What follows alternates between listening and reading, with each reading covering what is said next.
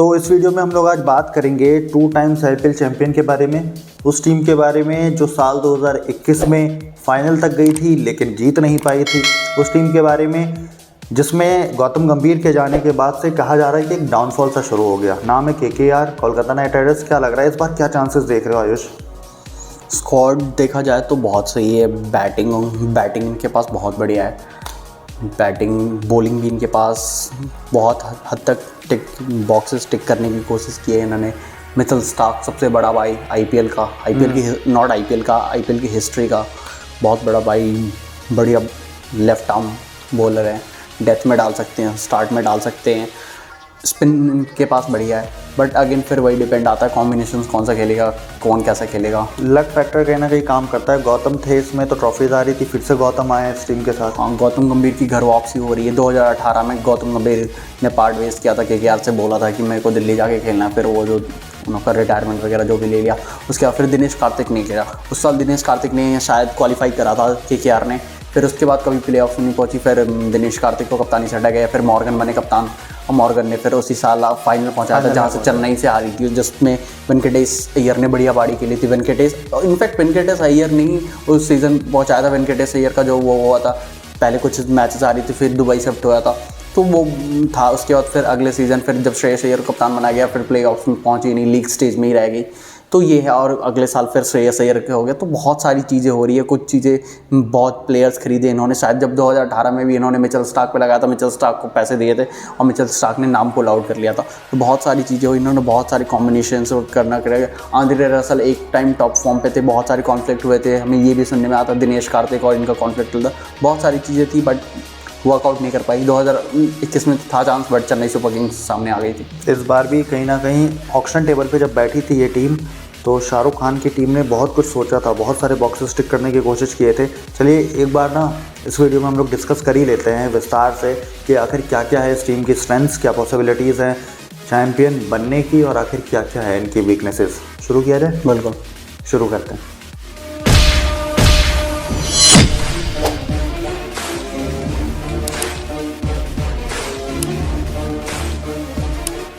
जब भी हम कोलकाता नाइट राइडर्स की बात करते हैं, जब इनकी पॉजिटिव साइड देखने की कोशिश करते हैं या फिर ऐसी चीज़ें जो कि इनको हेल्प कर सकती है ट्रॉफी जीतने में, तो उसमें सबसे बड़ा जो नाम हमारे सामने आता है वो वेस्ट इंडियन प्लेयर। और उनमें भी 2 नाम सबसे ऊपर है, आंद्रे रसल, सुनील नरेन सबसे बड़े इनके लिए एक्स फैक्टर्स। और मुझे लगता है कि सबसे बड़े जो पॉजिटिव्स हैं वो यही होंगे। ये तो है ही। आंद्रे रसल जिस टीम में हो वो पॉजिटिव ही है। आपको बॉलिंग भी करके सकते हैं, आपके लिए बॉल स्विंग भी करवा सकते हैं, डेथ में भी डाल सकते हैं। आंद्रे रसल हमने देखा और ये बहुत सालों से केकेआर के लिए करते आ रहे हैं। दरअसल सुनील नरेन के बारे में एक बात बता देता हूँ आपको। सुनील नरेन को आपने देखा होगा सबने ओपनिंग करते हुए, लेकिन ओपन करने का ट्रेंड किसने शुरू किया था? गौतम गंभीर ने। सबसे पहले गौतम गंभीर ने ओपन कराया था क्रिस लिन के साथ उसके जी। और क्या शानदार तरीके से 6 ओवर में 106 मारे थे उन्होंने। बैंगलोर के खिलाफ धुआंधार तरीके से पारी खेली थी, क्योंकि गौतम गंभीर ने उनकी कैपेबिलिटी को पहचाना था। उसके बाद सीपीएल में उनसे कराया गया, ओपन कराया गया। अलग अलग टूर्नामेंट्स में उनको एज ए ओपनर यूज़ किया गया। कहीं ना कहीं यूटिलिटी प्लेयर है, जानते हैं। इस बार गौतम गंभीर की वापसी भी हो रही है, तो कहीं ना कहीं सबसे बड़ी स्ट्रेंथ, पॉजिटिव चीज़ तो मुझे लग रहा है कि ये दो वेस्ट इंडियन की प्लेयर्स होने वाले हैं। इसके बाद अगर बात करें तो इनकी बैटिंग लाइनअप इतनी सॉलिड दिखाई देती है। फिर चाहे आप नीतीश राणा की बात कर ले, वेंकटेश अय्यर की बात कर ले, क्योंकि वेंकटेश अय्यर की याद होगी आप सभी को 2021 फाइनल में वो इनिंग उनकी सीएसके के खिलाफ अकेले मैच लेकर जा रहे थे। रिंकू सिंह इस समय क्या फॉर्म में है? पहली बात तो इनको ये नहीं है कि ये फॉरेन डिपार्टमेंट पे बहुत ज़्यादा डिपेंडेंट नहीं है। अगर बैटिंग की बात करें तो ओपनिंग को छोड़ दे तो फिलिप सॉल्ट शायद ओपन करे, या फिर गुरबाज, या फिर ये भी हो सकता है कि फिलिप सॉल्ट या वेंकटेश अय्यर साथ में ओपन करें। 3 नंबर पे श्रेयस अय्यर, 4 नंबर पे नीतीश राणा, 5 नंबर पे आपके पास आंद्रे रसल या फिर रिंकू सिंह, 5-6 ये कर लेंगे। उसके बाद फिर सुनील नारायण, सुरेश शर्मा या फिर जो भी फॉलो ऑन होता जाएगा। तो ये है। तो इनके पास इंडियन कोर बहुत तगड़ी है। अगर इंडियन कोर इनकी फॉर्म में रही तो शायद इनको प्लेऑफ्स में जाने से कोई ना रोक सके, और यही इनकी सबसे बड़ी स्ट्रेंथ है। आपने स्ट्रेंथ की बात की, मैं अगली स्ट्रेंथ की बात कर लेता हूँ। ये स्ट्रेंथ है बैटिंग में जो डेप्थ है। क्या शानदार डेप्थ है भाई, अगर तुम देखोगे ओपनिंग से लेकर और ऊपर से लेके नीचे तक एटलीस्ट 6 नंबर तक आपके पास क्वालिटी है।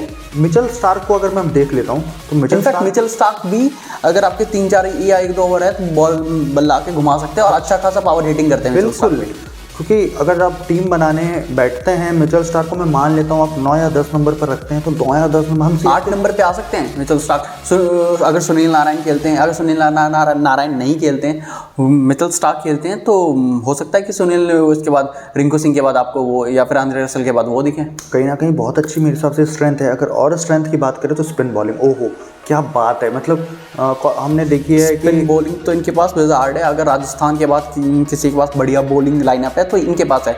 इनके पास कौन नहीं है? सुनील नारायण मिस्ट्री, वरुण चक्रवर्ती, श्रेयस शर्मा, रोहित शर्मा ने, पता है मुझे बहुत इंप्रेस किया था लास्ट ईयर। रोहित शर्मा को उन्होंने बोल्ड किया था और उन्होंने कहा भी था एक इंटरव्यू में कि रोहित शर्मा की विकेट उनके लिए सबसे बड़ी विकेट थी। रोहित शर्मा अच्छे मिस्ट्री बॉलर की तरह एक उभरे हैं। वरुण चक्रवर्ती के माइंड में भी होगा वापसी कैसे करनी है टीम में, तो वो भी अच्छा परफॉर्म आगे वर्ल्ड कप है तो वर्ल्ड कप हाँ शायद हो सकता है। और अगर नेक्स्ट पॉइंट पॉजिटिव चीज़ की बात करें तो ऑब्वियसली मिचेल स्टार्क इस टीम के जो बॉलिंग लाइनअप है उसको लीड करेंगे। इस बॉलिंग लाइनअप को लीड तो मिचेल स्टार्क डेफिनेटली करेंगे। चेतन साकारिया को बहुत सीखने को मिलेगा। उसके साथ कौन है? हर्षित अरोड़ा या वैभव अरोड़ा, शायद हर्षित राणा, दोनों राणा इनके पास ही है। हर्षित राणा, तो हर्षित राणा है।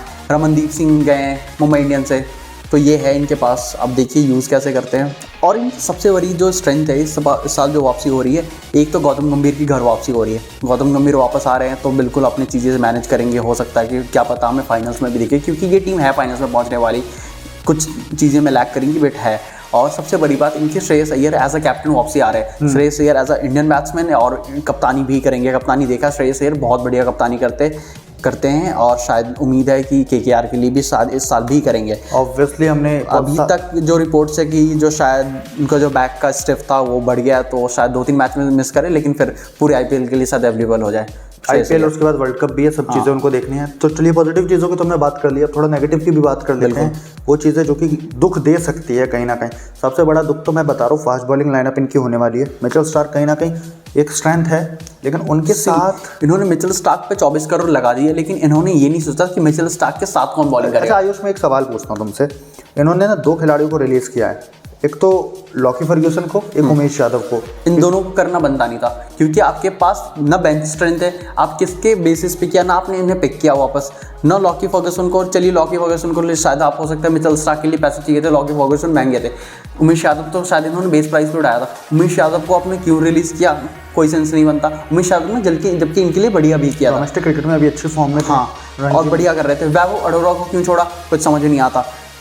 और जब ईडन गार्डन्स के पिच को देखते हैं, गेंद तेज हाथ से निकलता है, टप्पा खाता है, काफ़ी तेज़ी से स्किड होता है हवा, क्योंकि समुद्र के किनारे है वो स्टेडियम। ये हो सकता है कि अब ये, लेकिन हो सकता है कि स्पिन पे ज़्यादा डिपेंड हो, उसकी पिच ऐसे बनी। होता है हम देखते हैं कि पावर प्ले में हमको सुनील नारायण देखने को मिलते हैं या वरुण चक्रवर्ती भी देखने को मिलते हैं। तो ये हो सकता है कि स्पिन फ्रेंडली या फिर जो भी हो इनका, कि स्पिन के अराउंड इनकी बॉलिंग लाइनअप घूमे। लेकिन अगर मिचेल स्टार्क के साथ चेतन साकारिया अगर नहीं चले तो इनके पास बहुत बड़ा वो होगा कि आंद्रे रसल चल रहे हैं, ठीक है, लेकिन आंद्रे रसल आपको कितने ओवर देंगे ये डिपेंड करता है। किसी दिन आंद्रे रसल आपको 4 ओवर भी दे सकते हैं, किसी दिन आंद्रे रसल हो सकता है आपको 1 ओवर के बाद आप शायद श्रेयस अय्यर ना डलवाए या फिर गौतम गंभीर मना कर दें, ये भी हो सकता है। कहीं ना कहीं बहुत सारी चीज़ें देखने वाली हैं। और मेन चीज़ एक और जो मुझे समस्या इस टीम में समझ में आ रही है, वो इनकी प्लेइंग लेवल किस तरीके से बनती है। क्योंकि इन्होंने ना विदेशी खिलाड़ी का जो एक कहते हैं जखीरा रख रखा है। फिर आप फिल सॉल्ट की बात कर ले, फिर आप रहमानुल्लाह गुरबाज की बात कर ले, क्योंकि टॉप 4 आपको बनाना है तो बहुत मुश्किल यहाँ पे होने वाली है मुझे लग रहा है टीम के लिए।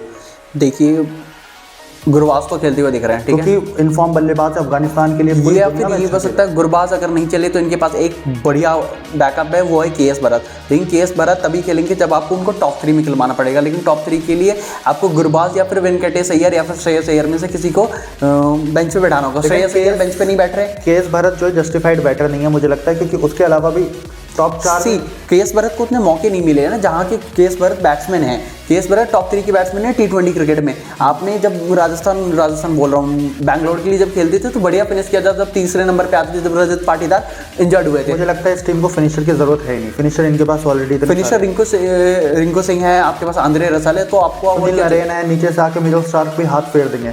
सबसे बड़ी चीज़ एक और समस्या इस टीम के लिए कि 4 आप कौन से विदेशी खिलाड़ी पिक करेंगे। वही चीज़ मतलब कि टीम ऑर्डर आपकी किस तरीके से रहेंगे। अगर आपको मैं बोलूँ 4 खिलाड़ी विदेशी पिक करते हैं, आप कौन कौन से करेंगे? अभी मुजीबुर रहमान भी एक स्पिन ऑप्शन है, भूलिएगा मत, ठीक है। सुनील नारायण और मुजीबुर रहमान में से आई थिंक क्या आप एक ही ऑप्शन सेलेक्ट करेंगे? मैं अभी भी सुनील नारायण के साथ जाऊंगा, एक्सपीरियंस है, ठीक है। बैटिंग देंगे, ठीक है। और हो सकता है हाँ उनकी फील्डिंग वीक होगी, वो श्रेयस अय्यर मैनेज कर लेंगे, हाँ बट ठीक है। मुजीबुर रहमान को ये हो सकता है कि आप फिलिप सॉल्ट है या फिर नहीं, फिलिप सॉल्ट तो फिर आपके विकेट कीपर हो गए, ये हो सकता है कि आप मिचेल स्टार्क या फिर मुजीबुर रहमान को आप मान लो बॉलिंग कर रहे हो, तो एज ए इम्पैक्ट प्लेयर आप यूज कर बाकी सकते हैं। 3 आप विदेशी खिलाड़ी किन किन को देख रहे हैं? फिलिप सॉल्ट, ठीक है, सुनील नारायण, आंद्रे रसल, ठीक है, मिचेल स्टार्क, ठीक है। इसके अलावा किसी और को आप खेलते हुए नहीं दिख रहे? खेल तो इम्पैक्ट गुरबाज को आपने बात कर दिया यहाँ पे। अब बात करें तो गुरबाज अच्छे खिलाड़ी है, गुरबाज अच्छे खिलाड़ी है, बट फिलिप सॉल्ट गुरबाज के अगर आप 3-4 महीने में देखें कहाँ रन है, लेकिन फिलिप सॉल्ट देखिए सेंचुरी मार के आ रहा है T20 में। चलिए ठीक है। और इसीलिए इस टीम में इंक्लूजन हुआ है। जेसन रॉय का रिप्लेसमेंट और भी हो सकते थे, आपके पास फिन एलन भी थे, फिन एलन भी बढ़िया मारते, बट फिलिप सॉल्ट को स्पेशली इसलिए लगी अभी तो फिन एलन पाकिस्तान को मार के आ रहे थे। खैर ये थी पूरी कहानी कि कोलकाता नाइट राइडर्स की स्ट्रेंथ क्या है, वीकनेसेस क्या है। क्या ये टीम क्वालिफाई करती हुई दिख रही है?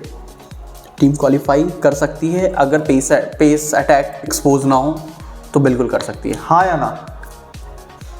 देखो अगर शायद नहीं मेरे से 5 नंबर या 6 नंबर पे फिनिश मेरे से अगर पूछा जाए तो पिछली बार इनकी रैंक 7th थी, तो मुझे लगता है उससे इंप्रूव जरूर होगी, लेकिन 5 या 6 नंबर पे, बट क्वालिफाई नहीं करेगी। प्ले ऑफ के लिए सर्टेन नहीं हूँ मैं।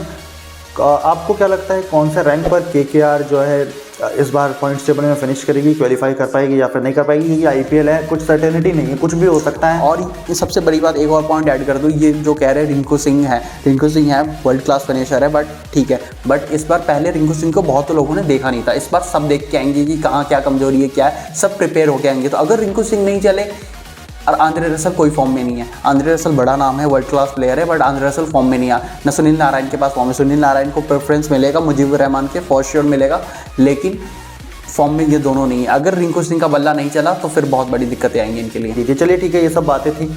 उम्मीद है कि अच्छा परफॉर्म करे केकेआर की टीम और एक अच्छा कंपटीशन दे बाकी टीमों को। ऐसी और वीडियोस आने वाली है, लेकिन उससे पहले अगर आप चैनल पर पहली बार आए हो तो सब्सक्राइब कर लीजिए, बेल आइकन को ऑन कर लीजिए, वीडियो को लाइक कर दीजिए।